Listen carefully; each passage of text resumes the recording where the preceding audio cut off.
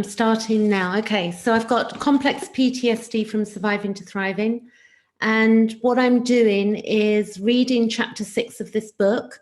I read part of it yesterday, the first few pages, and I'm continuing because people with C-PTSD, which it really comes from childhood trauma generally, means that we don't get to live our lives fully. We're so trapped in the past of, replaying and going in, being triggered and going into flashbacks and thinking that there's something terribly wrong with us. Thank you so much. Because I wasn't sure if I was on Black Lotus. I was trying to get on Zoom and I had a moment where I wasn't sure. So I'm continuing reading the fight, flight, freeze, fawn response. And the chapter is, what is my trauma type?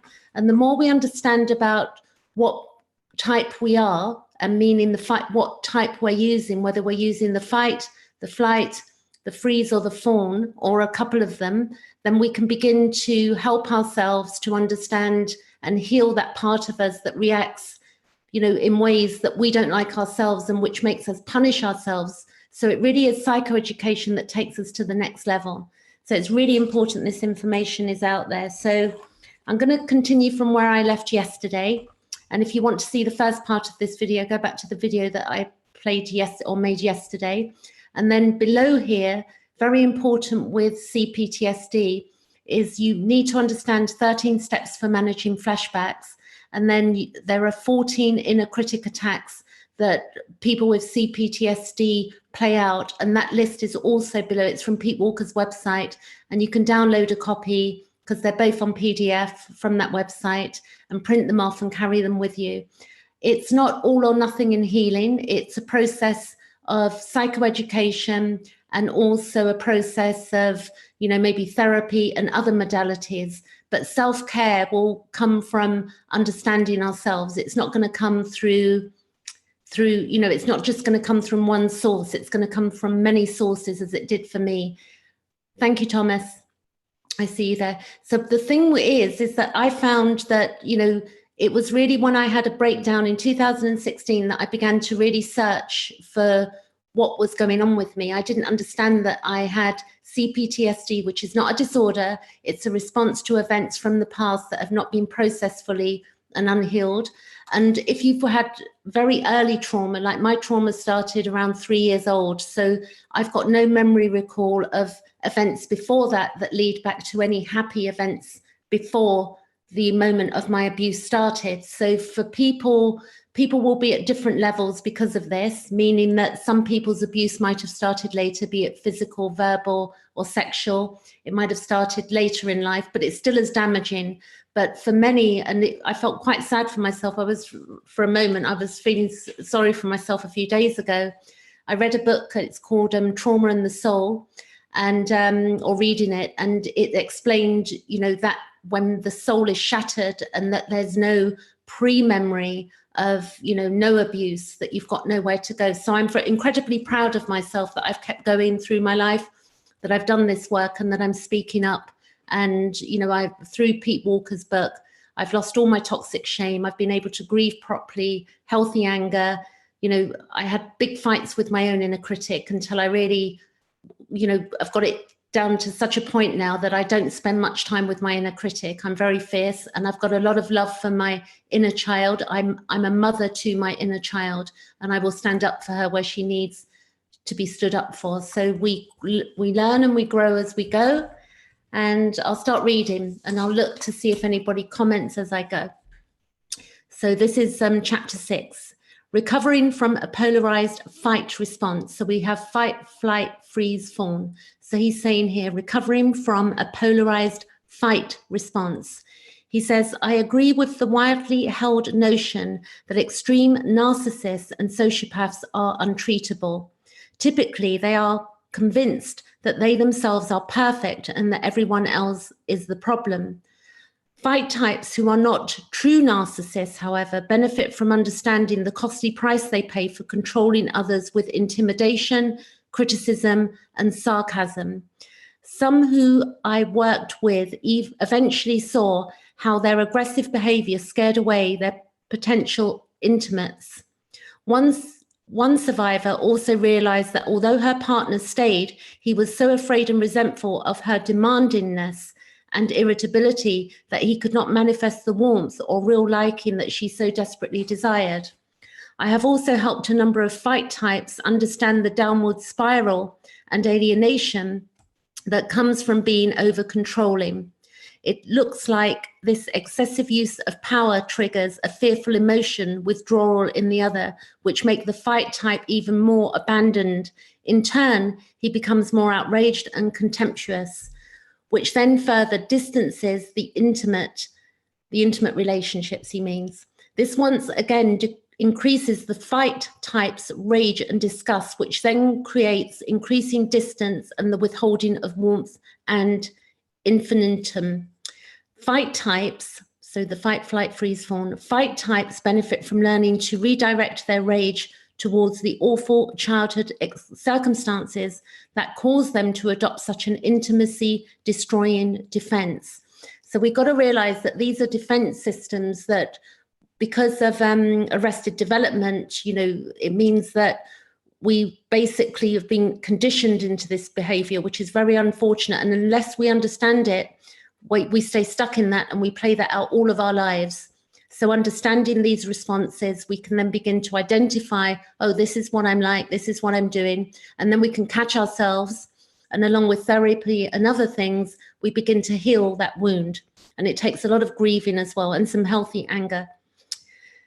He goes on to say, this can help them to deconstruct their habits of instantly morphing abandonment feelings into rage and disgust. So what he's saying is that if you're abandoned because you were abandoned as a child, that you will have a fight response and that you will play that out as an adult. So maybe a lot of us can see this, not all of us. We bounce in and out of these types. We're not stuck in one. I know when I go into fight, flight, freeze, fawn, I tend to use fight was my big, not fight, flight and freeze. I've seen myself do that. I rarely fawn. I used to, when I was younger, fawn means when you're extra nice to, the abusers or people that are unkind to you just to keep things cool. Fight is when you get really aggressive with people. I've rarely been in that state. A couple of times in my life I have been, but more I've used the fight, flight and freeze. So freezing is when you basically just freeze and you want to stay away from people and just go into your own world. So continuing reading. As the recovering fight type becomes more conscious of his abandonment feelings, he can learn to release his fear and shame with tears. I have helped several fight types by guiding them to cry to release their hurt, rather than always polarizing to angering it out. When we are hurt, part of us is sad and part of us is mad. And no amount of angering can ever metabolize our sadness. So now I'm going on to the next one. It's the fight type. And this is what I've played out. Fight types. I'm not there yet on my freeze one. He says, fight types need to see how their condescending moral high ground position alienates others and perpetrates their present time abandonment. They must renounce this illusion of their own perfection and the habit of projecting perfectionism, inner critic processes onto others. This is the work of shrinking the outer critic, as we will see in chapter 10. Fight types also benefit from learning to take self-initiated time outs. Whenever they notice they are triggered and feeling overcritical. Time outs then can be used to redirect the lion's share of their hurt feelings into grieving and working through their original abandonment, rather than displacing it destructively onto current intimates. So what happens is, it's like all of that childhood abuse, it then gets played out in adult relationships, or we can also choose people who are going to exacerbate that problem because we haven't got healthy boundaries and, maybe getting into codependent situations and stuff like that, or not putting a stop to things when people are not being, respectful and such like. So furthermore, all 4 Fs, which is the fight, flight, freeze, fawn, fixations, Fight types need to become more flexible and adaptable in using their 4F responses. If you are a recovering fight type, it will be especially benefit you to learn the empathy response or the fawn position, which is, being kinder to people. Begin by trying to imagine how it feels to be the person that you are interacting with. Do it as much as you can. Moreover, you can expand on this by developing mindfulness about the needs, rights, and feelings of those with whom you would like to have real intimacy.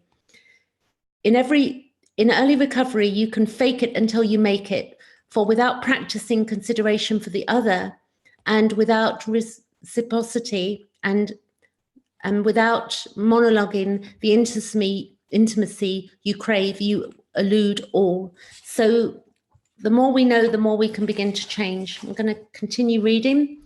The flight type and obsessive compulsive defense.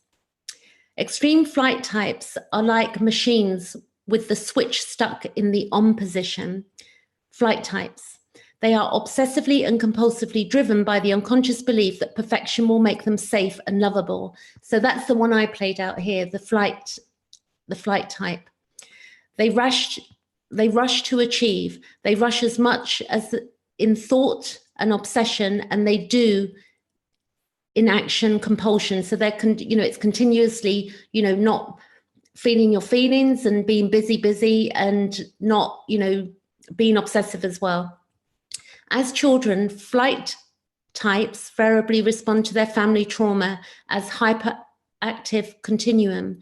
The flight defense continuum stretches between the extremes of the driven A student and the ADHD dropout running amok. Flight types relentlessly flee the inner pain of their abandonment with a symbolic flight of constant busyness. And funny enough, with the business I had, which all fell to pieces when I had a breakdown in 2016 due to all of this C-PTSD and my childhood trauma and the flashbacks I started having, it gave me an opportunity to let that go. So I was no longer in a position of having to be busy all of the time, and I could begin to breathe, because I was in a business, employing people in the service industry, and it was always busy. I never got a moment to myself. And with that business falling to pieces, it meant that I could begin to recover my life fully. And it's an ongoing process, but I'm much better than I am now. Sounds much like the Buddhist. I don't know what the meta is there. I sort of get you though. I think Thomas, you're saying, maybe you can explain what the meta means to me on the chat here to help other people as well if they read.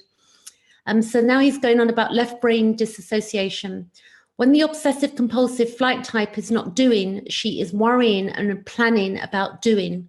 She becomes what John Bradshaw calls a human doing as opposed to a human being. Obsessiveness is left brain disassociation as opposed to the classic right brain disassociation of the freeze type described below.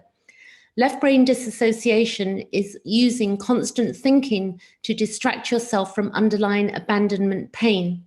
When thinking is worrying, it is as if underlying fear wafts up and taints the thinking process.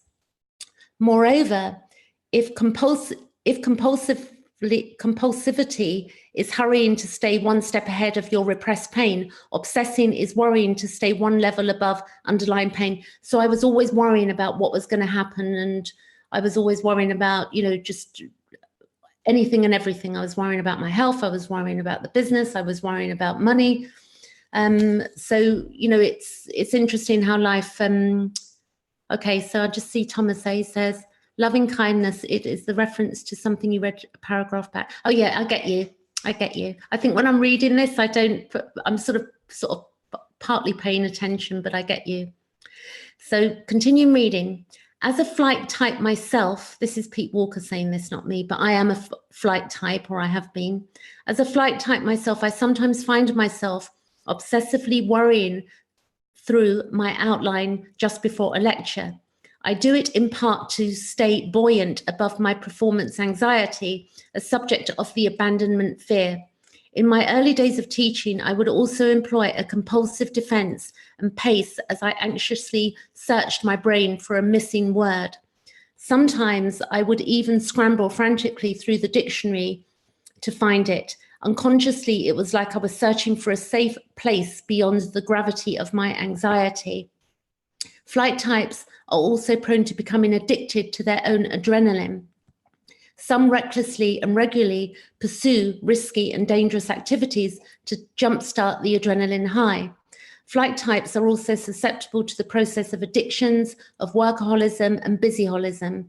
To keep these processes humming, they can deteriorate into stimulating substance addiction. So I did have a substance addiction, which, you know, for alcohol from the age of 30 until 46. And I stopped drinking in 2012, 0 alcohol I have. And on the 2nd of July, I was 7 years free of that. And that was part of my recovery as well. And, you know, not sort of masking what was going on. And that's when I started having the flashbacks and nightmares.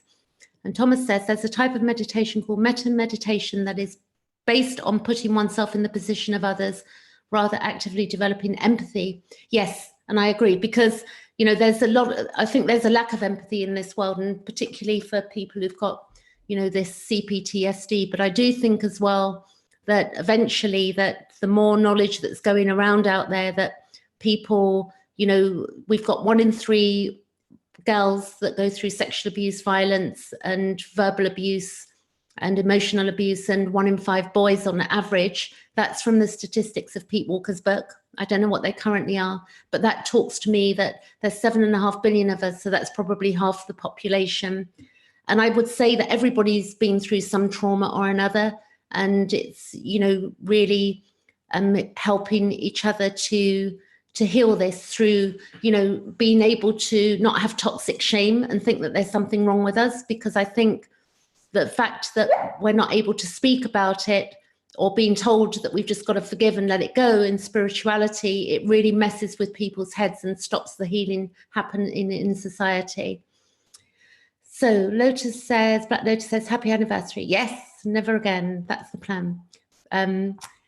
So Thomas says, I see myself employing some of these 4F modes you are going through. It's kind of shadow work that comes up for me. Yes, and also there's the healthy in the book. Thomas, in this book, there is the healthy fight, flight, freeze, fawn response as well. So it's not all bad, you know, it's not like there are healthy reasons to be in the fight response, the flight, the freeze and the fawn. And it's basically just understanding where we're, you know, not being helpful to ourselves, so that we can evolve what we've been taught, and then we can have happier lives. Not happy like, you know, this over positive sort of spiritual or law of attraction stuff, but, you know, to get more balanced, to have balance in our lives. So then he goes on to say, severely traumatized flight types may develop into obsessive compulsive disorder. So I've had some of that as well, but that's more under control as well now. Then he says, recovering from a polarized flight response. And he says, the flight types that I've worked with are so busy trying to stay one step ahead of their pain that introspecting out loud in the therapy hour is the only time they find for self-examination. Learning about the 4F model helps them to renounce the perfectionistic demands of their inner critic. He goes on to say, 106, okay, next page. I gently and repetitively focus on confronting their denial and minimization about the cost of their perfectionism. This is especially important with workaholics who often admit their addiction, but secretly hold onto it as a badge of pride and superiority.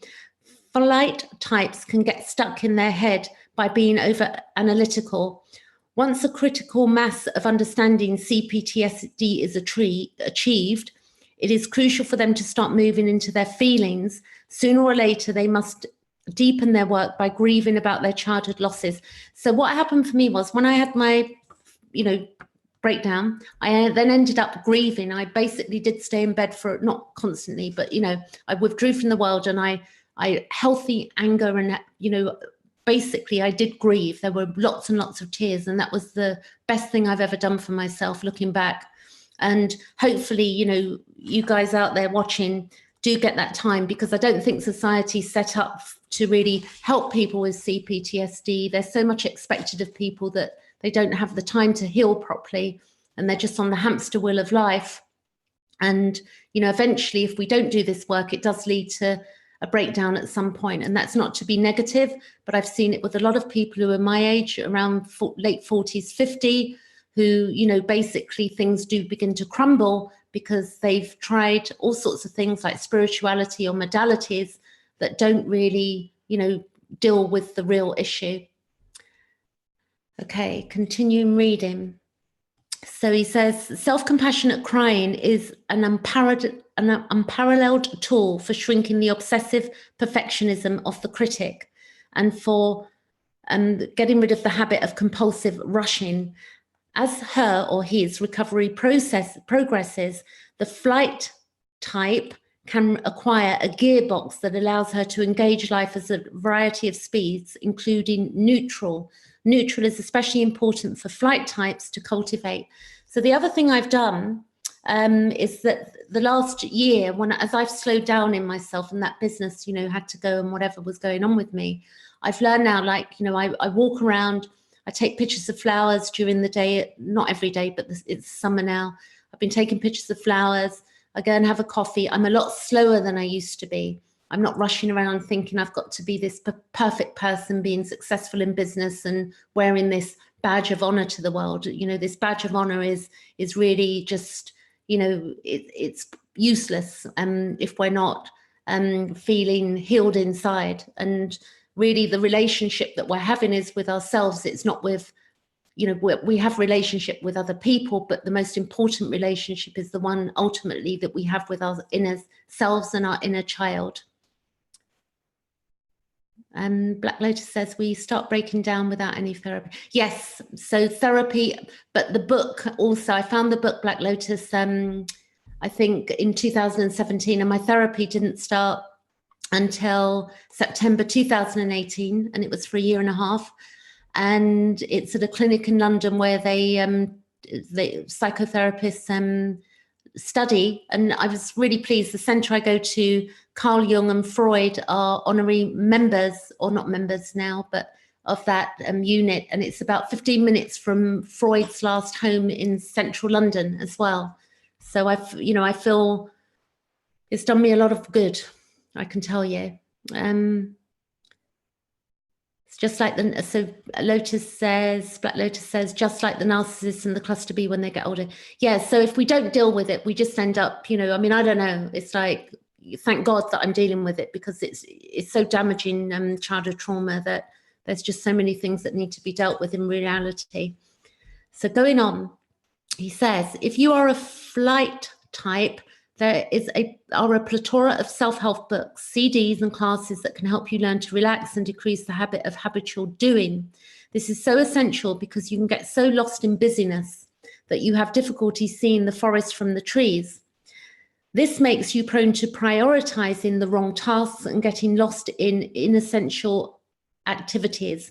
When I am triggered, I often feel pulled to busy myself with the simplest and easiest tasks, sometimes losing sight of my key responsibilities. In flashback, flight types can deteriorate into a chicken with its head cut off mode, as fear and anxiety propel them into scattered anxiety, spinning their wheels.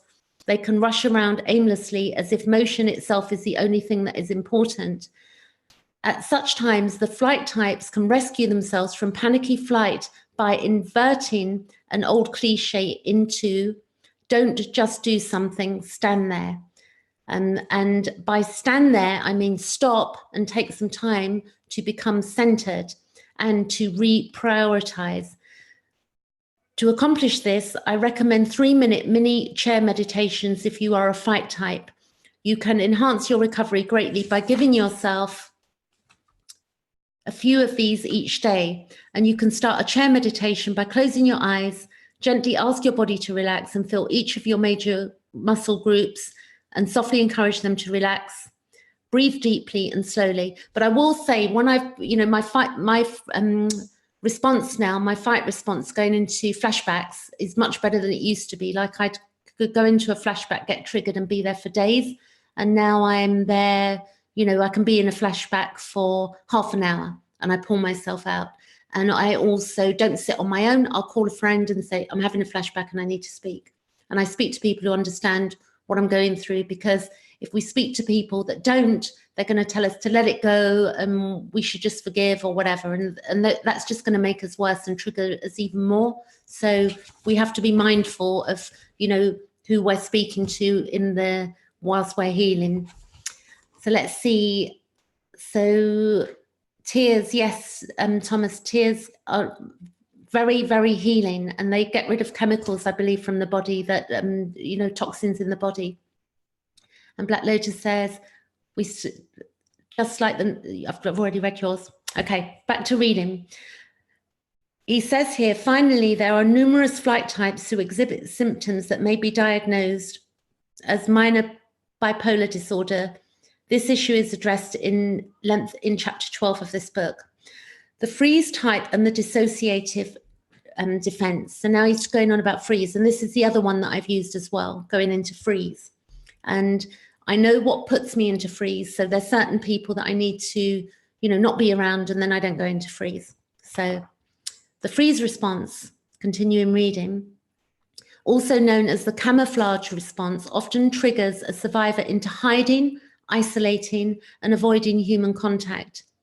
The freeze type can be so frozen in the retreat mode that it seems as if their starter button is stuck on the off position. So he said the flight is when it's stuck on the on position, and freeze is when it's in the off position. The freeze response, also known as the camouflage response, often triggers a survivor into hiding, isolating, and avoiding human contact. The freeze type can be so frozen in the retreat mode that it seems as if their starter button is stuck in the off position. On all of the 4 Fs, freeze types seem to have the deepest unconscious belief that people are dangerous and are synonymous, or danger are synonymous, people and danger are synonymous. While all 4 Fs types commonly suffer from social anxiety, as well as freeze types, typically they take a great more deal refuge in solitude. Some freeze types compulsively give up relating to others and become extremely isolated. So I became extremely isolated for about probably about a good year and a half. But in a way, I think it did me good. So that's my own throw on it. But for some people, they'll go into freeze and they'll be in that most of their life. They'll be in that, you know, they'll avoid people. So some freeze types completely give up on relating to others and become extremely isolated. Outside of fantasy, many also give up entirely on the possibility of love. And again, that's conditioned behavior. If we've had no love, then, you know, why would we expect, if we've had no nurture as a child, then why would we expect that to be real in the world? So right brain disassociation. He says, it is often the scapegoat of the most profoundly abandoned child, the lost child, who is forced to habitate into the freeze response. Not allowed to successfully employ the fight, flight, or fawn responses, the freeze types defenses develop around classical or right brain dissociation. Disassociation allows the freeze types to disconnect from experiencing the abandonment pain and protects him or her from risky social interactions, any which might trigger feelings of being re-traumatized. If you are a freeze type, you may seek refuge and comfort by disassociating in prolonged bouts of sleep or daydreaming and wishing away, and right brain dominant activities like TV, online browsing, and video games. So again, you know, there's nothing wrong with those things. It's all about balance. He says freeze types sometimes have or appear to have attention deficit disorder. So what he's saying here, that a lot of people who have C-PTSD are diagnosed with things that they have not got. It's just that, you know, the standard things, bipolar, ADD, ADHD, all of that stuff, when really it's C-PTSD, it's a response to early trauma that's not been processed or resolved. He goes on to say, they often master the art of changing the internal channel whenever inner experiences become uncomfortable.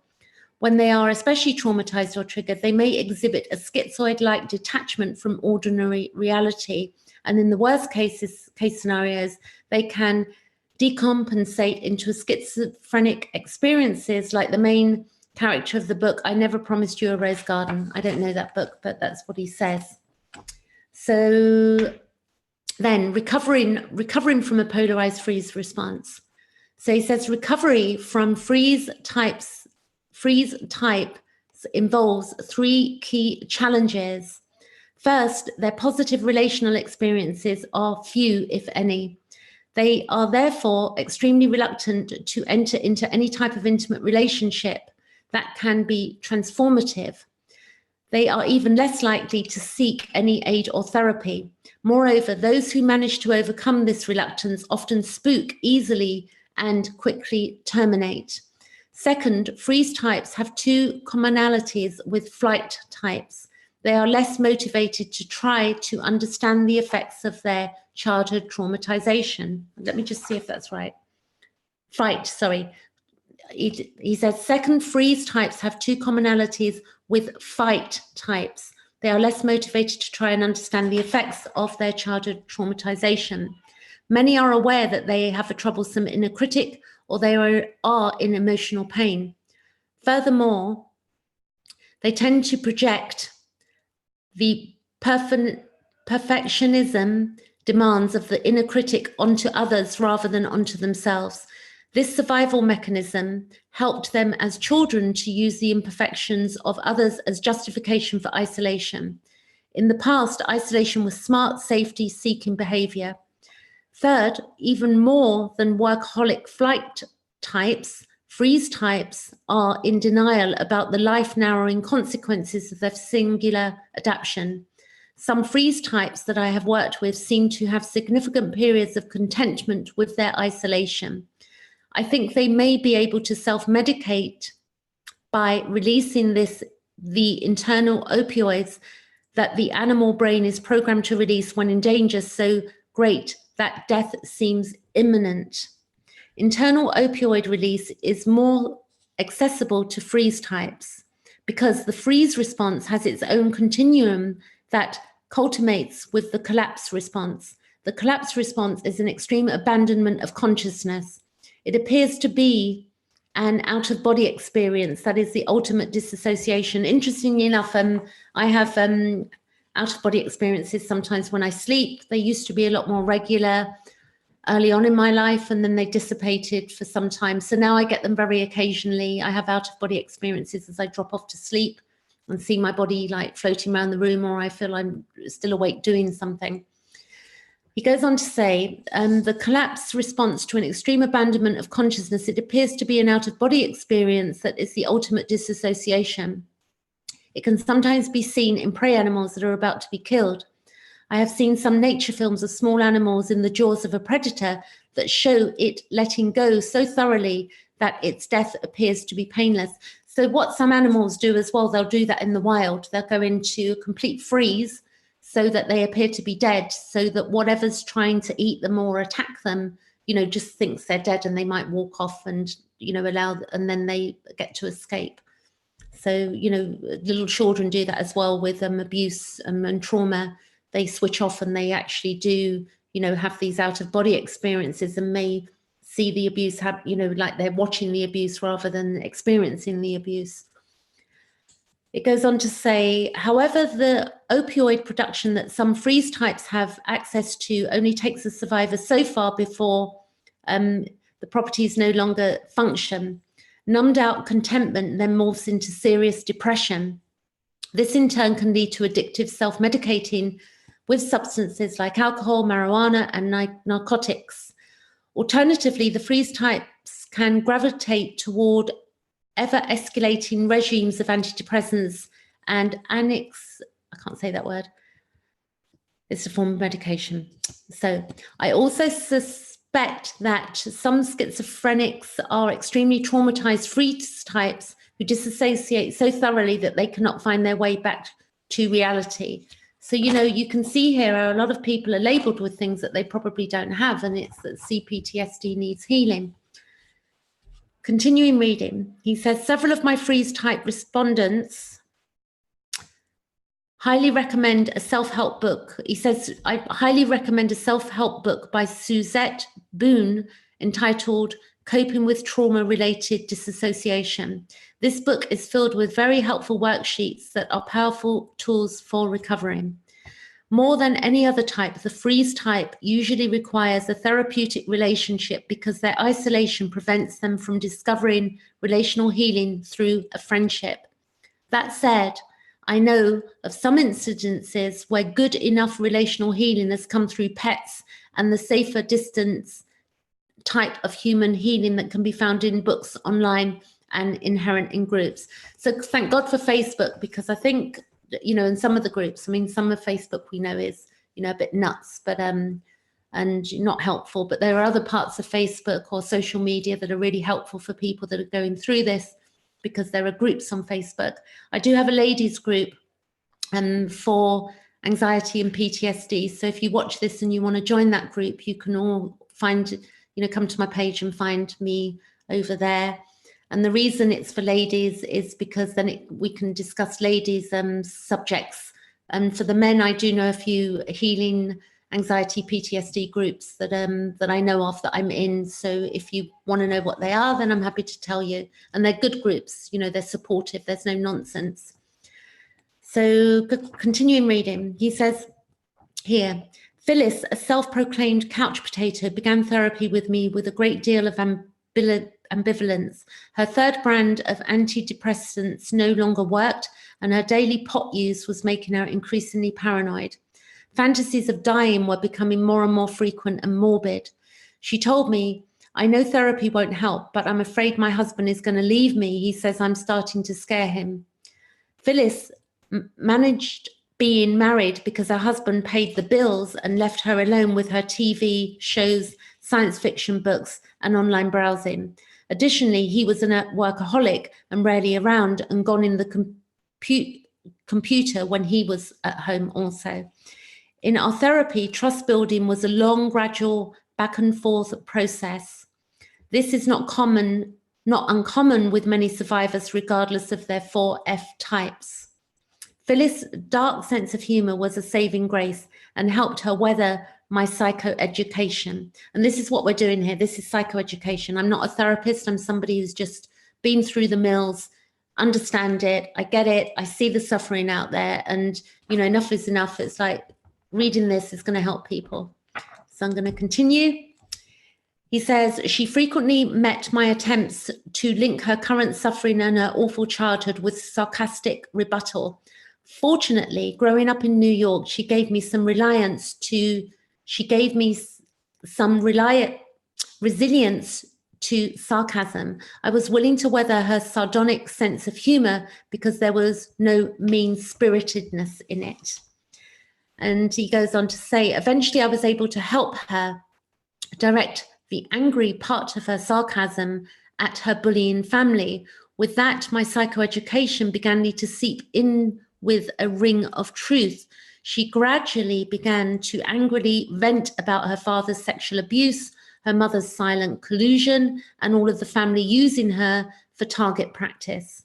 This in time morphed into crying, which rewarded her with the first ever experience of self-compassion.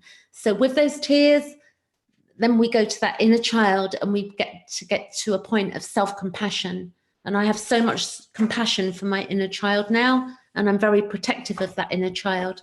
And it's become a habit. You know, I never thought I'd get to this point with my inner child stuff. It was so hard. It's like I hated my inner child, because a child to me, or that inward child, you know, it was just, had zero connection.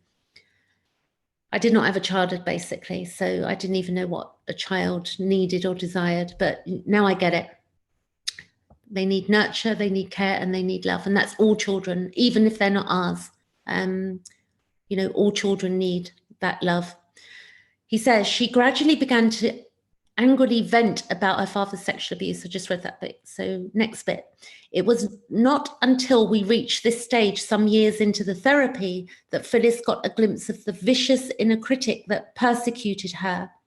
Prior to this, she rebuffed my critic ravings as absurd. When we progressed sufficiently with the inner critic, the same process occurred with my hypothesis that she had a great deal of underlying fear and anxiety that was keeping her housebound. And she laughed with a great deal of ironic amusement. Look at me, Pete. Nothing scares me. I'm so relaxed that I can hardly hold my body up in this chair. You know, I'm always nodding out. My husband calls me mellow yellow. Phyllis is blonde. This is a joke, so don't take this seriously. I'm just reading what he wrote. So he says, a breakthrough eventually happened here when she passed a man on the sidewalk outside my office that was a doppelganger for her father. I haven't heard that word before, doppelganger. Maybe that's a likeness for her father. She came into the session on the verge of hyperventilating. As I helped her slow down and deepen her breathing, she had a therapeutic flashback in the office. She had a horrifying memory of her father sneaking into her bedroom at night. Much grieving then resolved this particular flashback to her sexual abuse. Phyllis's denial shrunk significantly in this session. She really got that social anxiety was imprisoning her on her couch. Deep level recovery work then ensued from this point in time and culminated with Phyllis feeling emboldened enough to go back to school. She went on to become a medical assistant. This in turn opened the door to her finding a meaningful place in the outside world. Yes, Thomas, the inner child. I really love my inner child now. She's a beautiful inner little girl, and I stand up for her. I'm fierce, and I love her dearly as well. So then he goes on, a key part of meaningfulness was the healthy friendship that she developed with a fellow worker who was also in recovery. There's a couple of more pages here. I'm going to go for this today because chapter 6, I want it done. So 1, 2, 2, 1, 2, 1, 2, 1. Okay. The progression of recovery for a freeze type is often as follows. Gradual trust building allows the recovery to open up to psychoeducation about the role of dreadful parenting in his or her suffering. This then paves the way for the work of shrinking his or her inner critic, which in turn promotes the work of grieving the losses of childhood. The anger work of grieving is especially therapeutic for freeze types, as is an aerobic exercise regime. Both help resuscitate the survivor's dormant will and drive. So now he's going on to the fawn type, which is the last of the 4 fight, flight, freeze form. He says the fawn type and the codependent defense. Fawn types seek safety by merging with the wishes, needs, and demands of others. They act as if they believe that the price of admission to any relationship is the forfeiture of their needs, rights, preferences, and boundaries. So that basically a fawn type feels that they have no rights and they can't have any preference and they can't have any boundaries. And then they guilt themselves if they begin to have preferences or feelings or boundaries, thinking that they're not allowed to have them. And that's how they play out relationship. So this disenfranchisement of the fawn type begins in childhood. She learns early that a modicum of safety and attachment can be gained by becoming the helpful and compliant servant of her exploitative parents. A fawn type codependent is usually the child of at least one narcissistic parent. So he says a fawn type codependent is usually the child of at least one narcissistic parent. The narcissist reverses the parent-child relationship. The child is parentified and then takes on the needs of the parent who acts like a needy and sometimes tantruming child. When this occurs, the child may be turned into the parent's confidant, substitute spouse, coach, or housekeeper. Or she may be pressed into service to mother the younger siblings. So actually, thinking about that, I actually had to look after all of my younger siblings. I had 4, and I was, became the little mother as well as going through sexual abuse. I was also the little mother, having to cook them, and look after them and whatever else. So interesting. That's just brought another thing to mind for me that was a reality for me. In my worst case scenarios, she may also be exploited sexually. Some codependent children adapt by becoming entertaining. Accordingly, the child learns to be the court jester and is unofficially put in charge of keeping the parent happy. So that would mean, excuse my language, if the parent ever got pissed off, it was your fault. it's really outrageous that we have a society and in spirituality where people have not had sexual abuse, that are into spirituality, tell people who have been through trauma and abuse that they just have to forgive their parents and let it go, and then everything's going to be la-di-da and wonderful. It's a load of bull, I can tell you that much. And I did do my spiritual work as well.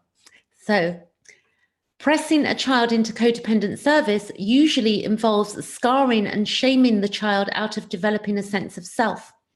All of the 4F types, fawn types, all of the 4F types, fawn types are the most developmentally arrested in their healthy sense of self. So what happens is developmental arrest is where you've just not got a healthy sense of self. So as an adult, you get into relationships and it's nobody's, you know, we just do because that's what we've been trained to do, and we just accept what we're given, and we don't stand up for ourselves, and we don't have boundaries, and we don't say no, or we don't know how to say no. So you can see the importance of understanding the 4Fs, because then we can begin to work with ourselves. Without knowing this and just going into therapy, I think I would be halfway there. Knowing this stuff, and I will say that actually I was very impressed with my doctors in central London, that I got this on the NHS this year and a half, and they did a 6-week pre-course to the therapy sessions teaching people this stuff. But it wasn't this book, it was, you know, they did speak about Pete Walker, but it's very, if you're going to go to therapy, or even if you're not, read this book, and the links are below. It's free on Audible USA, Amazon USA, and it's free on Kindle, Amazon UK.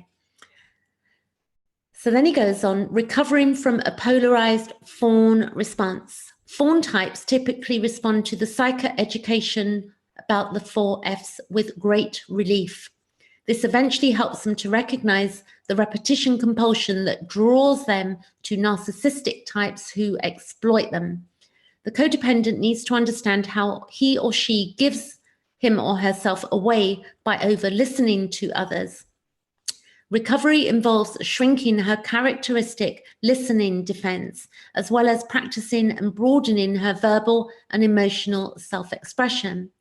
I have seen numerous invertebrate codependents becoming motivated to work on their assertiveness when they realize that even the thought of saying no triggers them into an emotional flashback. So I can respond to that or not. I can resonate with that I used to have that as a child when I was younger. You know, I was so afraid to say no to somebody or change my mind. I thought I just had to do what people wanted me to do because that's how I'd been trained. Then he goes on to say, after a great deal of work, one client was shocked by how intensely he disassociated when he contemplated confronting his boss's awful behavior. This shock then morphed into an epiphany of outrage about how dangerous it had been to protest anything in his family. This in turn aided him greatly in overcoming his resistance to role-playing assertiveness in our future work together. With considerable practice, this client learned to overcome the critics' voices that immediately short-circuited him from ever asserting himself. In the process, he remembered how he was repeatedly forced to stifle his individuality in childhood. Grieving these losses then helped him to work at reclaiming his developmentally arrested self-expression. Recovering from the fawn positions will be explored more extensively in the next chapter. Okay, thanks for being with me, whoever's watching as well. And with YouTube Live, you don't see who's watching unless you comment in the chat box. I have no idea who's watching, so it's good for your own anonymity. And if you don't want to chat here, you can go over to my Facebook page if you've got any questions. He says, grieving these losses then helped him to work at reclaiming his developmentally arrested self-expression. So this developmental arrest is where you're so traumatized that you do not behave like a normal child. You know, you're not given any nurture, so you're not allowed to ask for your needs to be met. You're not allowed to cry. You're not allowed to, you know, rage at your parents if they hurt you or mistreat you. And then you become an adult that plays that out. So let me see. Okay. Trauma hybrids. There are, of course, a few pure types. So this is what he's saying here. We're not one or the other. He says there are few, of course, are few pure types. So he's saying the fight, flight, freeze, fawn. We're not purely one or the other. Thanks, Black Lotus. Have a great weekend too. Okay.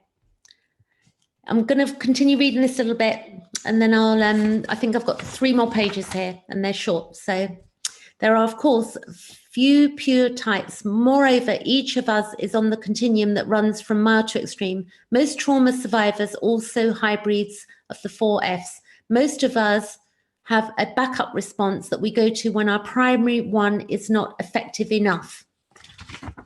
When neither of these work, we generally then have a 3rd or 4th go that we go to position. Here are some common hybrid types.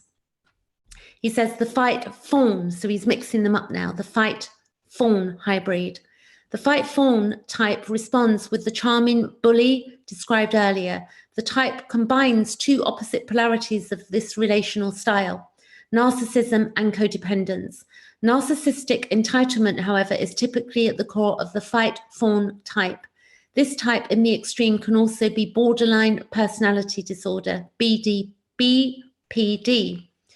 She can frequently and dramatically facilitate split between a fight and fawn defense.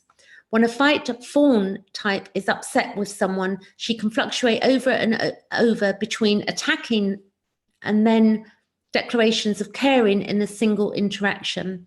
The fight fawn is more deeply understood by contrasting him with the fawn fight. So these 4 Fs are hard work. So fight, flight, freeze, fawn, described in the next chapter. The fawn fight type is also subject to facilitating during an emotional flashback, but typically does so with less vitriol than entitlement. The fight fawn also differs from the fawn fight in that his caretaking often feels coercive or manipulative. It is frequently aimed at achieving personal agendas, which ranges from blatant to covert. Moreover, the fight fawn rarely takes any real responsibility for contributing to an interpersonal problem. He typically ends up in the classic fight position for projecting imperfection onto the other. This essentially narcissistic type is also different than the fawn fight in that entitlement typically is much more ascendant in the fight fawn. His fawn behavior is typically devoid of any real empathy or compassion. So I've known people like that who've got 0 compassion, and they appear loving, but they've got no compassion in reality. And it's very harmful when that goes on.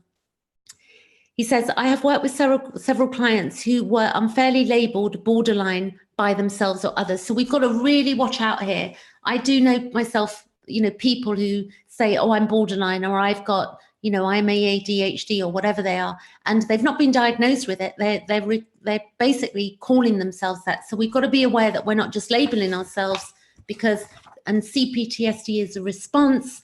It is not a disorder. He goes on to say, he says, I could, however, tell by the quality of their hearts that they were not.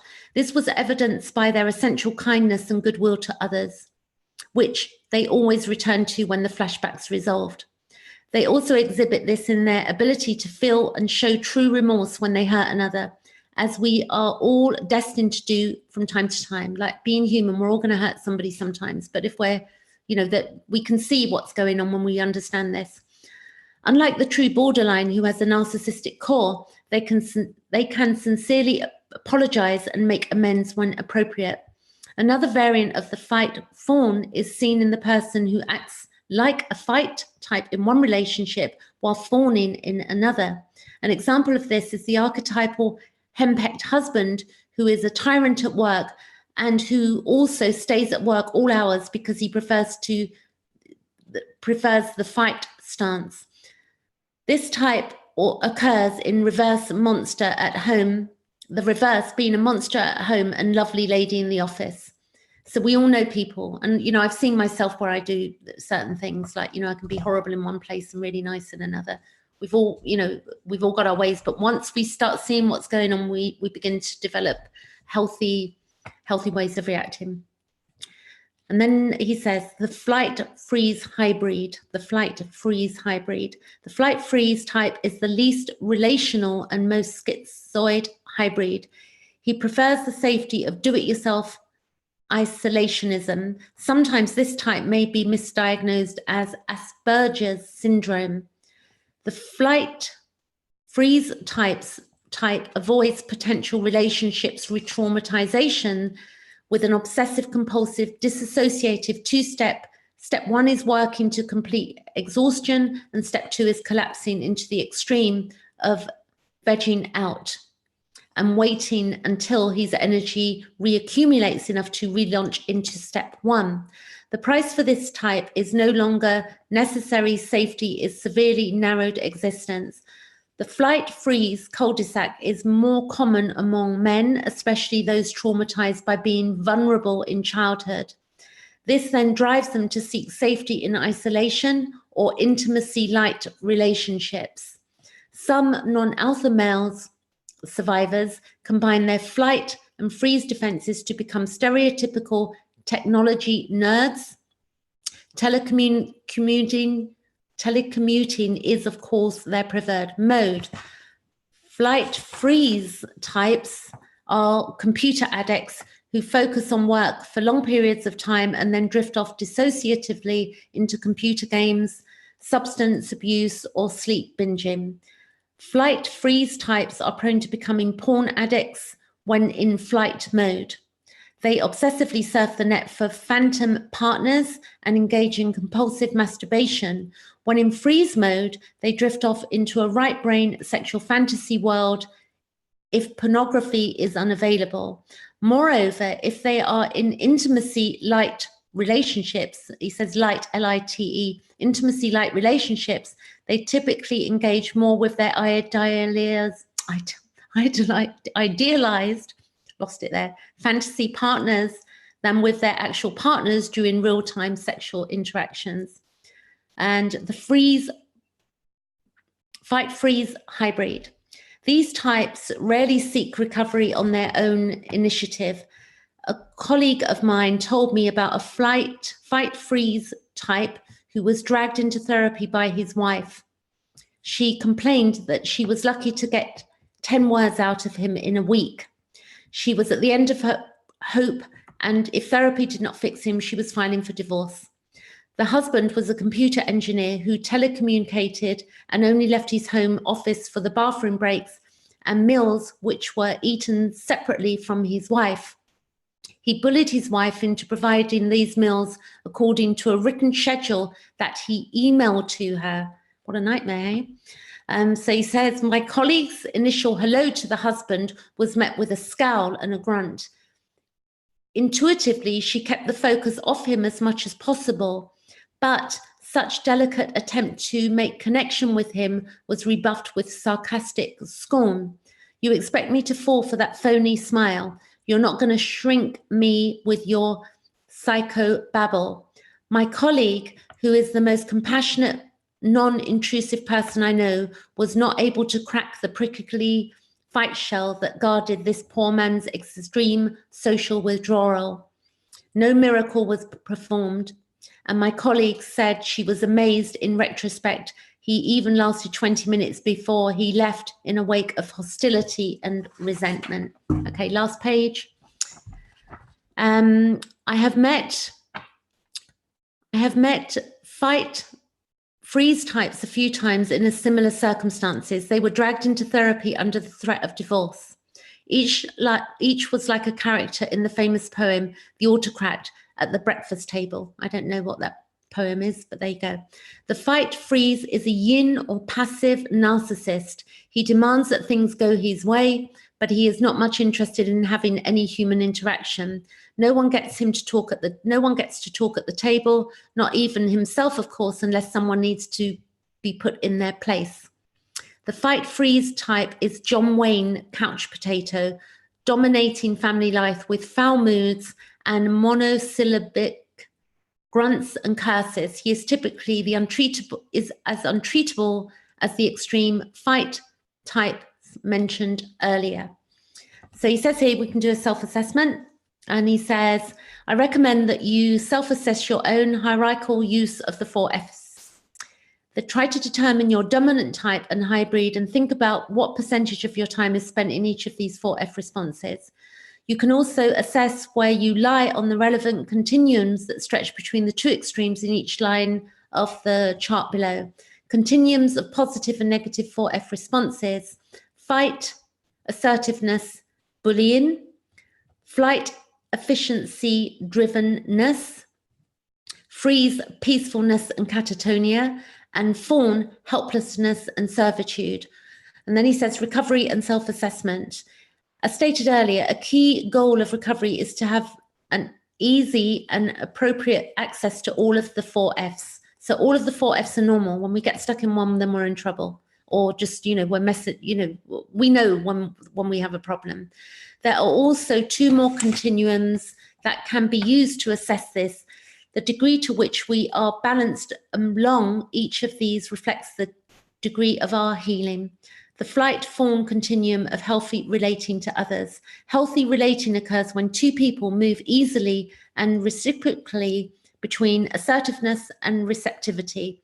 Common and important examples of this: an easy back and forth between talking and listening, between helping and being helped, between lending and following. Normal, healthy narcissism and codependence happen at the midpoint of this continuum. To the degree that I polarize to the narcissistic fight end of the continuum, I monologue and dominate the conversation.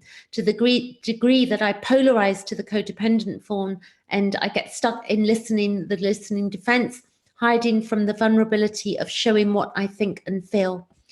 Conversations, of course, will always be exactly in the middle or would be ping pong like exchanges. So he's saying, in relationships, it's back and forth, back and forth. That's what's healthy. The real balance occurs more over time. For instance, in an hour's conversation, we generally talk about half the time, okay? Last one, the fight, freeze continuum of healthy relating to self. A healthy relationship with yourself is seen in your ability to move into a balanced way between doing and being, between persistence and letting go, between being sympathetic, between the sympathetic and the parasympathetic nervous system activation, and 4, between intense focus and relaxed daydreamy revoir. So that's it. I'm done. A happy Friday out there to everybody. I'm going to leave it there. I'm going to probably do something over the weekend. I'm not sure what, but more on the fight flight. Freeze response. I think we've had enough of that, and maybe I'll move on to a different chapter or another book or something, but definitely on C-PTSD. Thanks for watching, and thank you for Thomas, and thank you for Black Lotus for being there with me, and I'll catch you over the next couple of days. Catch you later. Thank you.